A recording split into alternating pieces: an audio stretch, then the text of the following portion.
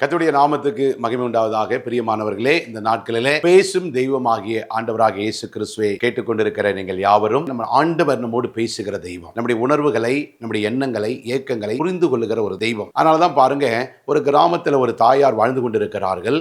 அவருக்கு ஒரு பேரன் இருக்கிறான்.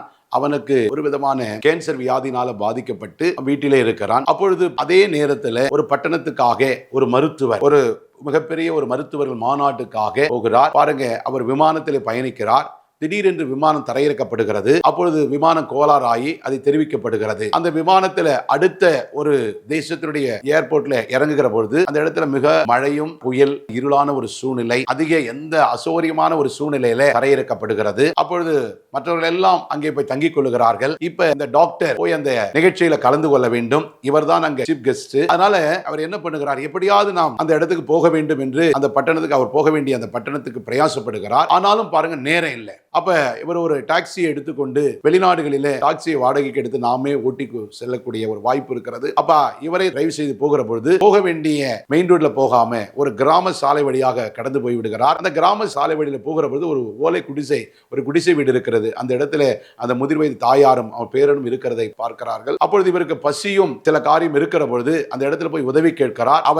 அவருக்கு தேவையான டீ, காஃபி, சில ஸ்நாக்ஸ் கொடுத்து அவரை அமர வைத்து விட்டு இந்த அதிகாலை வேளையில் அவர்கள் ஜெபிக்கிறார்கள். அப்பொழுது இவர் ஆச்சரியத்தோடு அவர்களை பார்த்து கொண்டிருக்கிறார். என்ன சூழ்நிலை, மழை, கரண்ட் இல்ல, புயல் இருக்குது. இப்படிப்பட்ட சூழ்நிலை கூட தெய்வத்தை போய் ஆராதிக்கிறாங்களேன்னு சொல்லி இவருக்கு ஒரு ஆச்சரியம். அவருக்கு தெய்வ நம்பிக்கை இல்லை. அவர்கள் ஜெபிச்சு முடிச்சிட்டு வந்த உடனே, அம்மா இந்த நேரத்திலையும் நீங்க போய் பிரார்த்தனை பண்றீங்களே, என்ன அப்படின்னு கேட்கும்பொழுது, இல்ல அதிகாலையில கர்த்தரை, ஆண்டவரை தேடுவது எங்களுக்கு வழக்கம். அதனாலதான் நாங்க போய் அவரை தேடணும். வார்த்தை பெற்றாதான் எங்க வாழ்க்கையில ஒரு சமாதானம் இருக்கும். என்ன விஷயம் கேட்கிறார். அப்ப தான் பேரன் இப்படி பாதிக்கப்பட்டிருக்கேன், எத்தனையோ மருத்துவமனையில காமிச்சோம், எந்த இடத்துலயுமே சுகமாகல. அதனால இப்படிப்பட்ட ஒரு டாக்டர் இருக்கிறார், பிரபலமானவர் இருக்கிறார், அவரை நீங்கள் பார்த்தீர்கள் என்று சொன்னால் இவனுக்கு சுகமாகக்கூடிய வாய்ப்பு இருக்கிறது என்று சொன்ன பொழுது, அப்பொழுது கேட்டவர் ஆச்சரியமாய் அதிர்ச்சி அடைந்து கண்களிலே தார தாரையாய் கண்ணீர். அவர் எதிர்பார்த்த டாக்டர், அவர் சொன்ன பெயர் இந்த டாக்டர் தான். பாருங்க, இவருடைய ஜெபத்தை கேட்கிற தெய்வம். இந்த ஏழை அந்த பட்டணத்துக்கு போக வசதி இல்லை. அந்த ஏழையை நோக்கி இந்த டாக்டரையே தன் குடிசைக்கு கொண்டு வந்தார். அம்மா, நீங்க பிரார்த்தனை பண்ண தெய்வம் ஜீவனுள்ள தெய்வமா, உங்க உணர்வுகளை புரிந்தவர், உங்க இருதயத்தை பார்த்து, உங்களுடைய போராட்டங்களை பார்த்து உங்களுக்கு பதில் கொடுத்திருக்கிறார், உங்களுக்கு செவி கொடுத்திருக்கிறார், உங்கள் உணர்வோடு கலந்து இருக்கிறார்.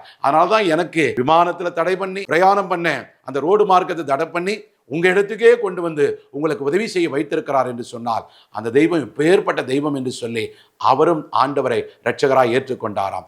அப்படிப்பட்ட பேசுகிற தெய்வத்தை நாம் தெய்வமாய் கொண்டிருக்கிறோம். கர்த்தருடைய நாமம் மகிமைப்படுவதாக. God bless you.